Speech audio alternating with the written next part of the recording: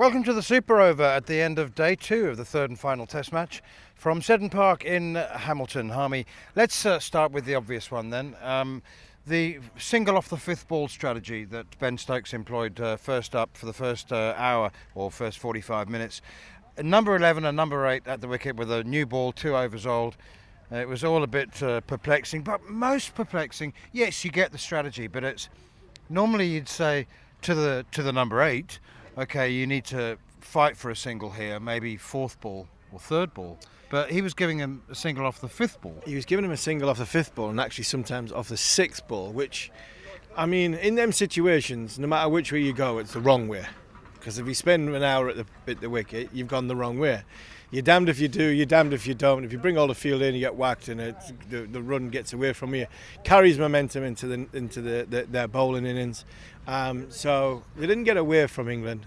But at the time, England's bowlers had been out there a long time. I think the way the field was, 2 overs with a second new ball, I think England could have spread out and had a lot of men on the boundary.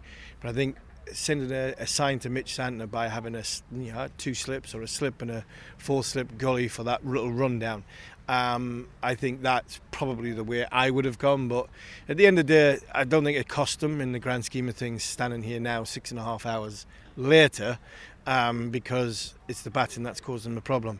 That first hour, if anything, just galvanised energised the New Zealand bowlers to come out at the right time. I mean, they came out at the right time.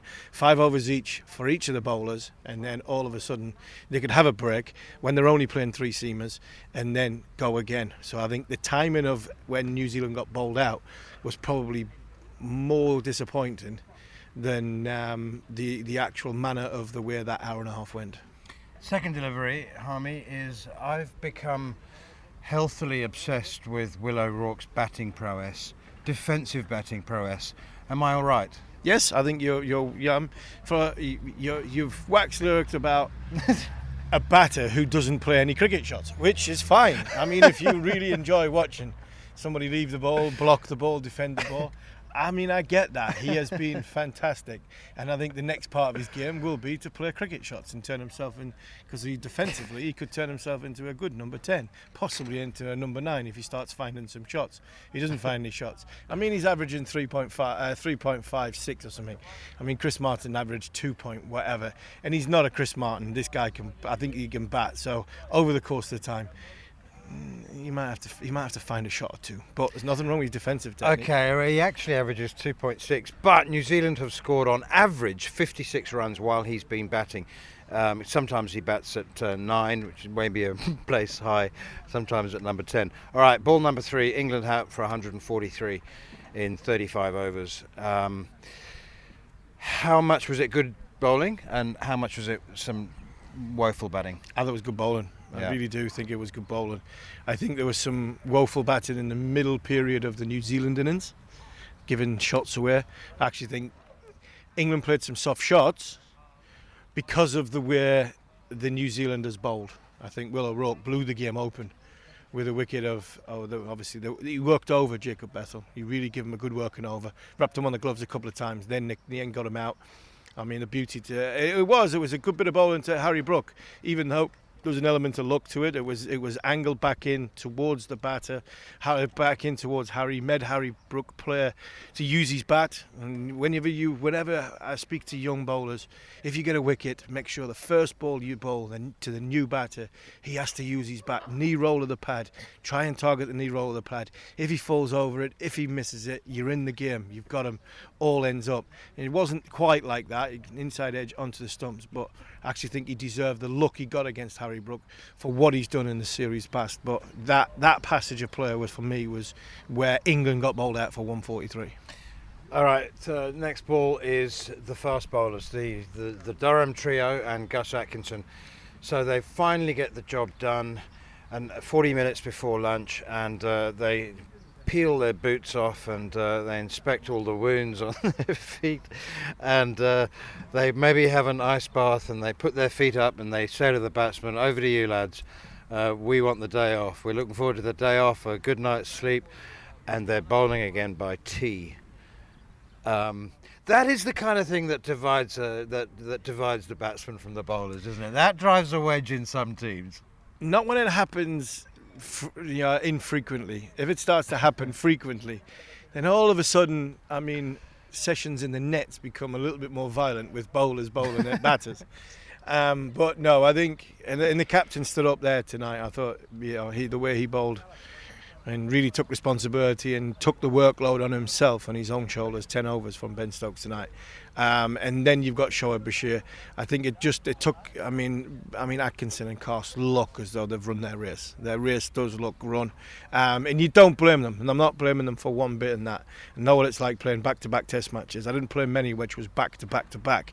That's the new modern thing. So to ask Carse and Atkinson especially to go again and again and again was always going to be a challenge, and then only give them less than a session and a half off. Potts looked as though, I mean, he hasn't played a lot of cricket either, so he had a good session in the good workout in the first innings.